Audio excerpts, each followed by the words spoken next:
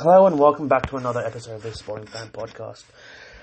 Today I want to speak about the state of Australian rugby.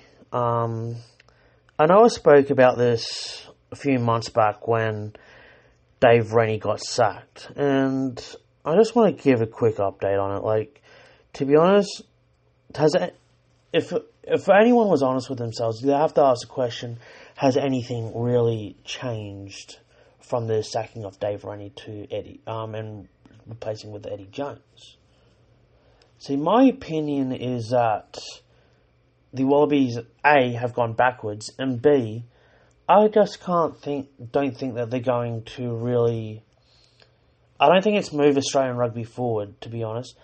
I just think that Australian rugby is more focused on trying to create headlines and at another coach's expense or another team's expense, rather than actually because of the results they have. And people, it might sound like an odd thing to say, but I just look at it and I just go, what's the headlines that everyone remembers through this year? Either positive or negative. It's Joseph Suaalii signing with the Australian rugby from 2025 onwards. And I know that's a topic unto itself. There's talk that the Roosters might let him go early, but I think that even with that signing with Joseph Suaalii, I'll stay on that for a second to prove my point. They pay $1.6 million a season for him to play in the wing. Now, that would be fine if it was that they pay a lot of players, that A, that they had the money, and B, that they earn, they pay a lot of players, the top players, they're over $1 million a year. Now, but the problem is that A, they don't, and B, I don't think they don't pay a lot of players that kind of money, and B, I don't think that they have the money. As Brandon Smith said, his Roosters teammate, paying $1.6 million a year isn't going to help them beat the All Blacks. Help the Wallabies beat the All Blacks. And a lot of people misinterpreted what Brandon Smith said there. They took it as him taking a shot at Suaalii. He wasn't taking a shot at Suaalii. He was taking a shot at Rugby Australia. Because the fact of the matter is, he basically summed up what the problem was. They going after the wrong thing. Do I think Joseph Suaalii is a good player? Yes, but do I think he's worth paying $1.6 million a year for? No, I don't. And I think, not only that, I think that money could have been a lot better spent on a lot of other things. The same thing happens with NRL clubs, right? When you're down near the, bottom of for example, in the NRL, when your team's down near the bottom of the table, they look for a quick fix rather than going, okay, we need a plan here. We might be in for 5 to 10 years of, hopefully it won't take 10 years, but we might be in, say, for 5 years of heartache here, real bad years. We might play the finals once or twice in that time, if we're lucky, but chances are it's going to be 5 years that it's going to take.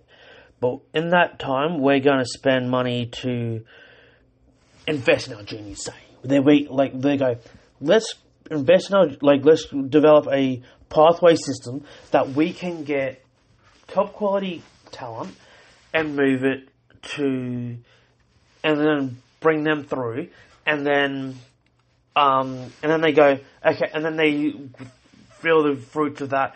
Once those 12, 13-year-olds, they are now 18.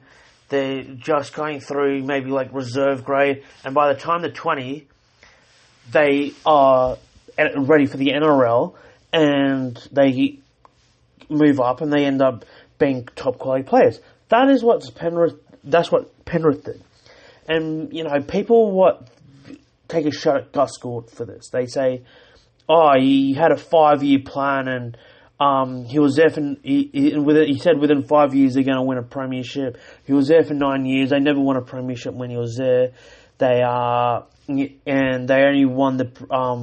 made the grand final and won the 2 premierships after he left. It ended up taking 12 years. Really, it took 12 years. Yes, it took 12 years, but look where they are now. The 9 years that he was there, did they win the premiership? No. But they have now made 3 straight grand finals. They've won 2. They look like they may win another one this year. And if they don't, they're gonna go deep into the finals. And that is a motto that, and Gus Gould said, I don't want just.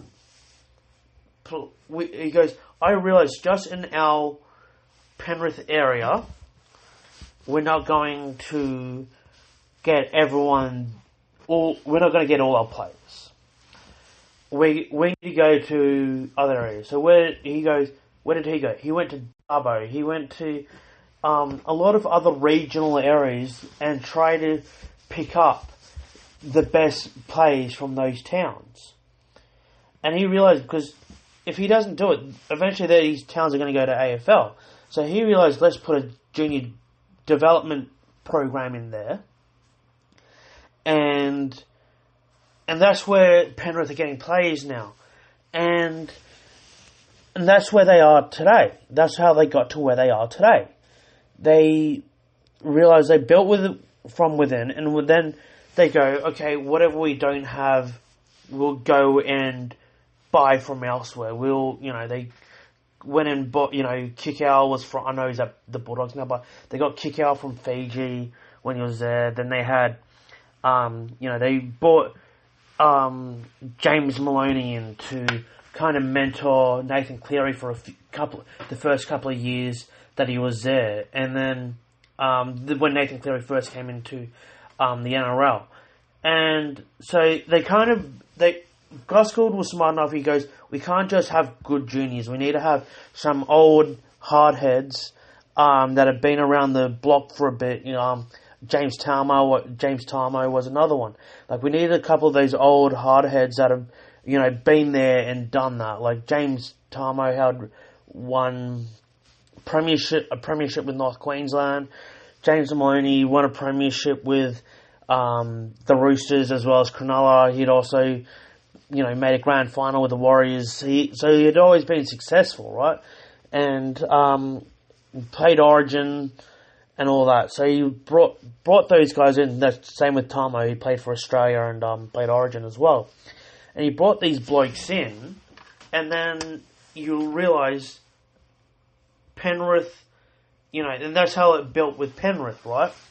And I know what people are going to say, like, oh, you can't just keep buying, with Australia, you can't just buy players from overseas with the Wallabies because, they have the eligibility rules and they need to stay for a certain amount of time and they can't play for another country, or they need to stay, or they need to do this, that, and the other thing. And I understand that, but you can do it in different ways, right? So they need to get out of this mindset Parramatta is a regional area.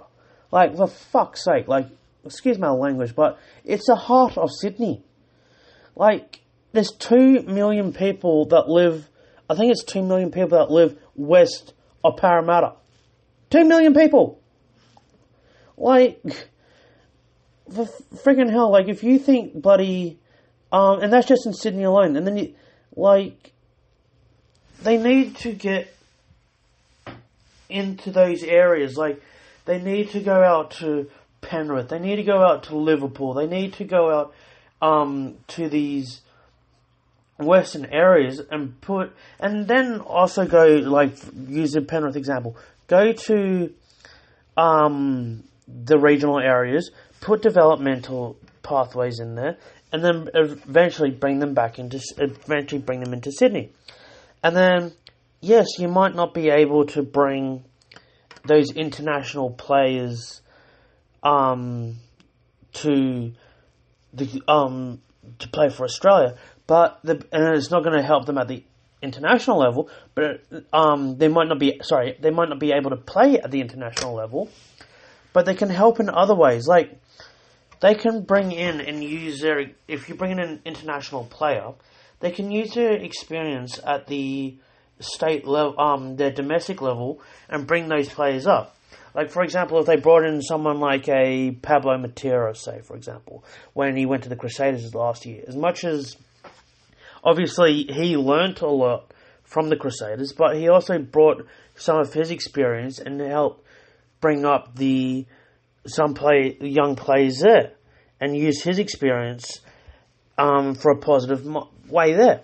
And so you bring them in at Super Rugby level, and bring in a couple of, say, English players or South African players or New Zealand players.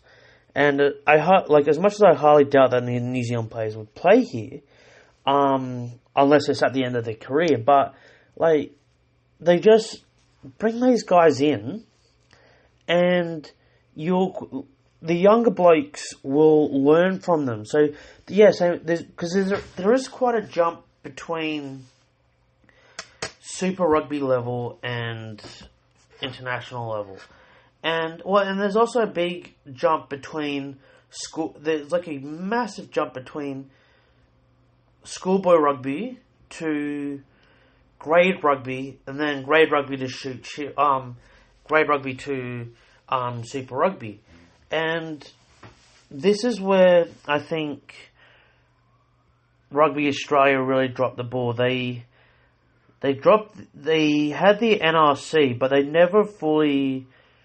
never properly promoted it, because I think that is what like, people will say, oh, well, then you never get the state players playing back at the club levels, and, you know, that's half the fun with the Shoot Shield. When the Super Rugby season finishes, you get all the players that are not in the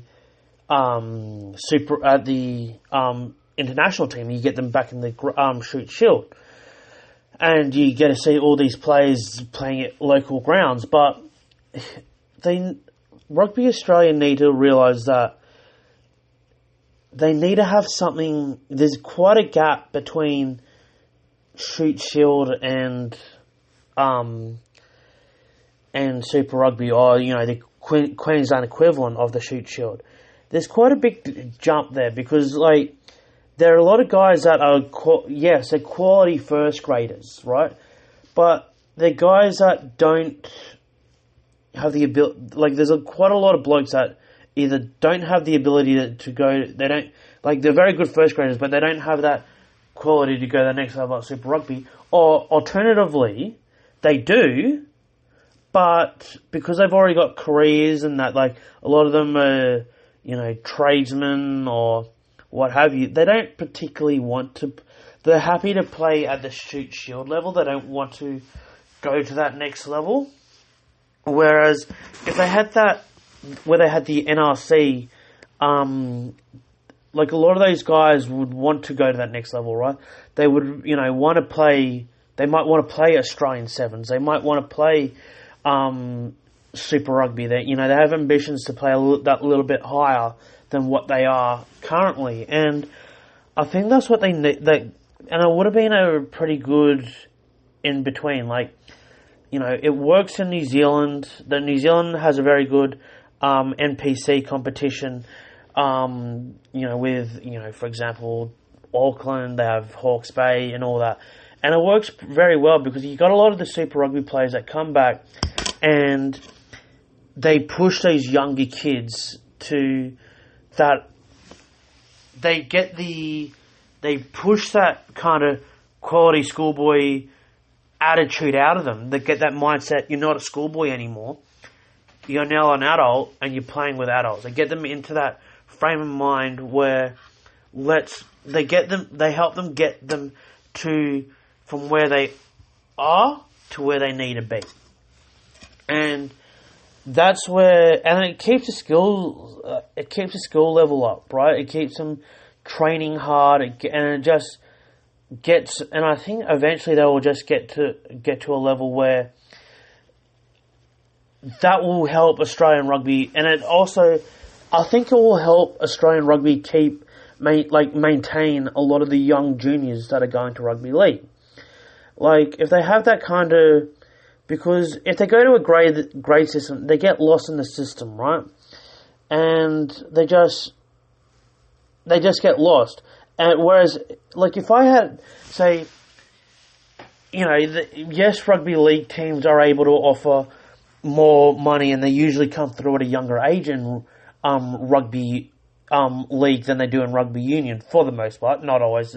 That is obviously a gross generalization, but usually rugby union players, they come through 1 to 3 years later than what rugby league players do. Like, rugby league players, I seem to see, like, a lot of guys, they usually debut around the that 19, 20, 21 age, whereas rugby union, leagues usually debut between 19 and 21, whereas rugby union players usually debut anywhere between 21 and 24. So it's like they need a little bit. It's usually a little bit later in rugby union players, and I just personally think that they just need something to change, and they need that little bit of guidance there. And until that changes, I can't see it really, Australian rugby really taking off at the elite level. And, like, I know people will say, oh, but, Australian rugby has always been like that, and they've been doing that for 100 years, and, they were successful to an extent with that system. I was like, they haven't won anything they haven't won the Bledisloe since 2002. They haven't won the World Cup since 99. Yes, they may have made the final in 15, but really, that was only because they had fluked a victory in the quarterfinal against Scotland. And, I can't remember who they played in the semi-final, but yeah, they made it through the World Cup final in 15, but how did that final go? They got hammered. Like, the only times the Australians scored was when Ben Smith got yellow carded. The rest, it was literally a 10-minute period where Australia were in the game. The rest of the 70 minutes they got pumped. 2003, they made the final and they were competitive, and it was only a Johnny Wilkinson field goal and extra time, like last 30 seconds of extra time, that won them the game. So it's like, but that's 20 years ago. Like, time marches on. Like, you can't keep living in the past. And I think that's what the problem with Rugby Australia is. They live in the past. Like, time keeps marching on. New Zealand rugby, they were, after 2007, that 07 World Cup, they got knocked out in the quarterfinal. The earlier seven exit. 2008, they had a bad year. Like, admittedly, that 2007 quarterfinal, they lost to France on a bloody pass. I was about a metre and a half forward. Metre and a half forward, maybe even larger than that in the quarterfinal. They lost by 2 points, and with it, France got in the last 5 minutes and won the game, 20 to 18. They should have won 18-13, but the fact still remains they got knocked out. 2008, they had a below average year. Same thing with 2009, they had a below average year. And what ended up happening is they go, well, we need to change our tactics. We're clearly still stuck, we're kind of stuck in the past. We're not really evolving. And then what ended up happening? They evolved. They won the admittedly in controversial circumstances, but they won the 2011 World Cup final. Then they started winning again.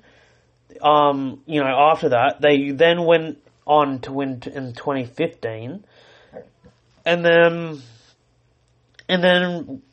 we get to the current day where the last few years, well, between I think really 2018 and up until midway through last year, they kind of stagnated, right? And it wasn't that they had the quality of players, it was that the coaching wasn't evolving. And Ireland evolved their tactics, France evolved their tactics, and they got kind of stagnated, and they evolved. And that's where New Zealand continues to evolve. South Africa continues to evolve, and all that. And then I know people will turn around and will say, well, New Zealand rugby league's only small there. South Africa, they've only, there's a bit of soccer, but the Springbok is still kind of like number one there, and Australia, rugby is competing with the NRL, which is much bigger, and AFL. But it's like, well, they have, my counter argument to that is they've always had that. There's always been, it's not like AFL has just come around in the last 15 years and, taking the world by storm, and, the NRL likewise. Like, the AFL's been around for 100 and whatever years it's been. The NRL's been around since 1908. It's not like, they've just come onto the scene. They've been around for well over 120 years, both of them. And rugby was always competitive, especially, and considering Australia used to have a lot smaller population than they do today. Australia's got a population of over 25 million. If Australia could compete when Australia had, 10 to 15 million, with those sports, with both AFL and NRL there, and also cricket. A lot of Australia's best athletes also go to cricket. It's not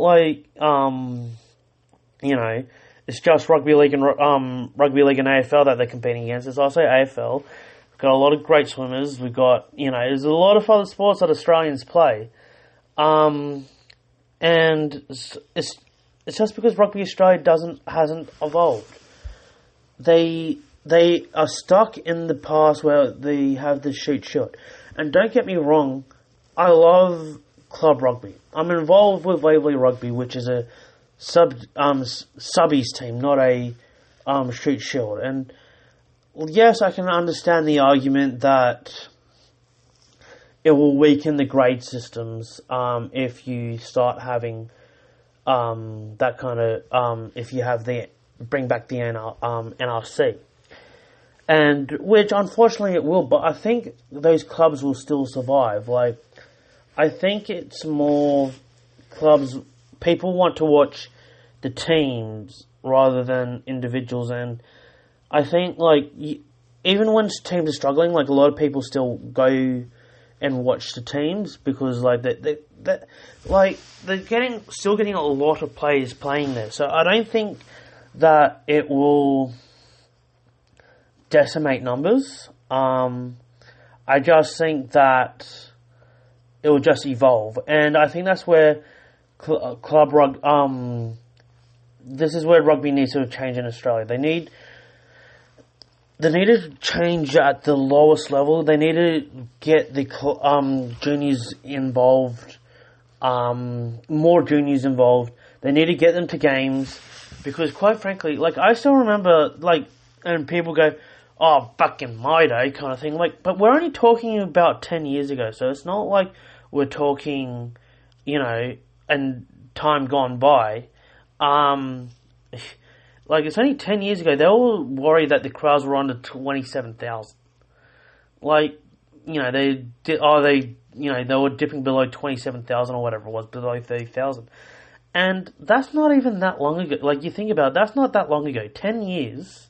It's only 2013. Like, we're not talking about, I'm not talking about the 1990s or something. Like, I'm talking literally only 10 years ago. And they were getting 20-odd thousand. And they were worried about that then. And I was like, they would kill for that. And if they bring back the juniors, they're going to go and watch the Super Rugby players, right? And then eventually they want to aspire to them, and then they will end up wanting to be them. Like, my whole argument is that it doesn't matter who the head coach is. Like, won't matter if it's, they bring back Dave Rennie next year, or, Eddie Jones, or whoever it may be. Like, they bring somebody else in, but nothing's going to change at the elite level unless they change something at the bottom level, at the grassroots level. And for that attitude to change, I think they need to change the head office. They need a complete change of attitude. They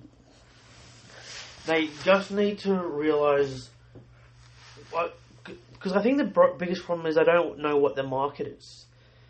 Or they do know what the market, they think they know what the market is, but that market is not interested anymore. Like, they're not interested in watching what they have to offer.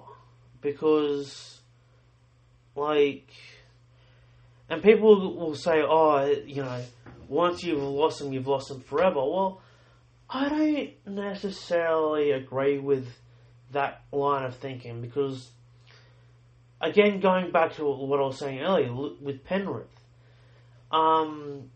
they look like they were a bunch of, they were a basket case, and they weren't getting crowds. They're getting, 12 to 13,000, 14,000 people to a game. Like, they weren't getting the crowds there to their games.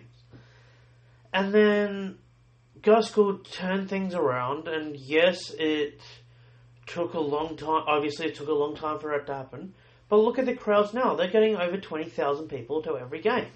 So, people will come back. People will watch them.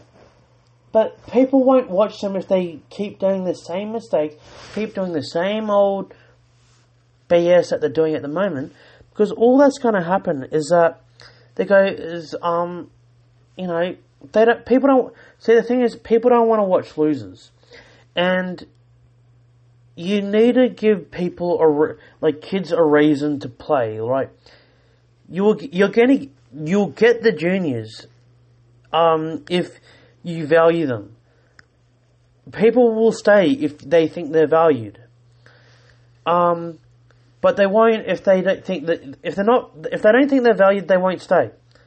That's why so many rugby juniors leave, because they get told, oh, we're not going to even bother considering you for another 2 years or 3 years or 5 years. We're not going to consider you. We'll come back to you in 5 years' time.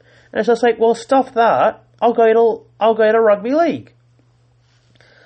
And if they have an offer on rugby, they'll see if they've got an offer on the table from rugby league. And if they do, they go, oh, sweet, we'll go to league. See you later. And that's why rugby union's struggling. Like, they need a change at the top.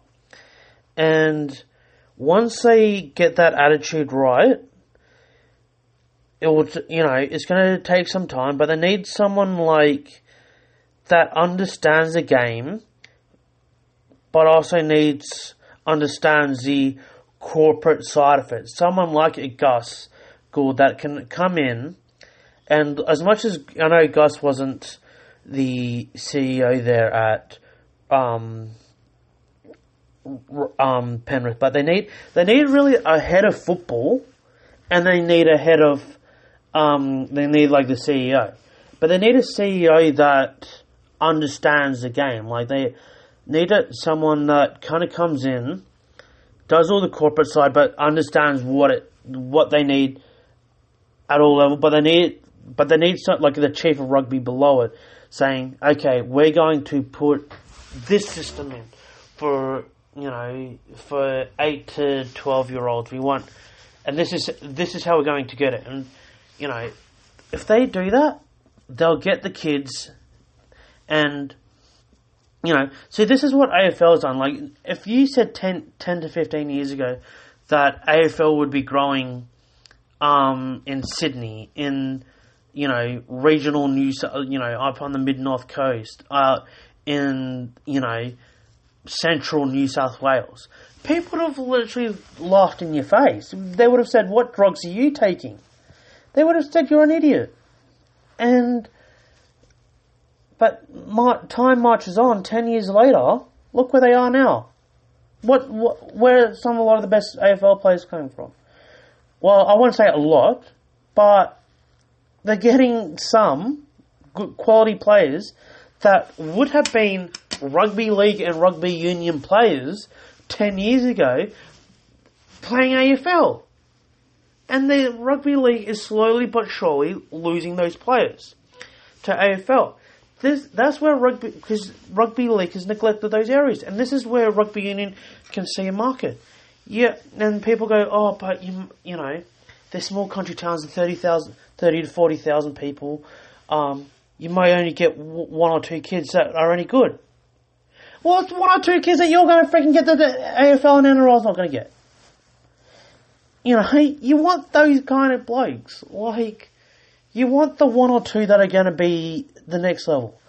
There's going to be, guys that make it at that level, they're one in several thousand that play. They're not 1 in 10, they're not 1 in 100. They're 1 in several thousand.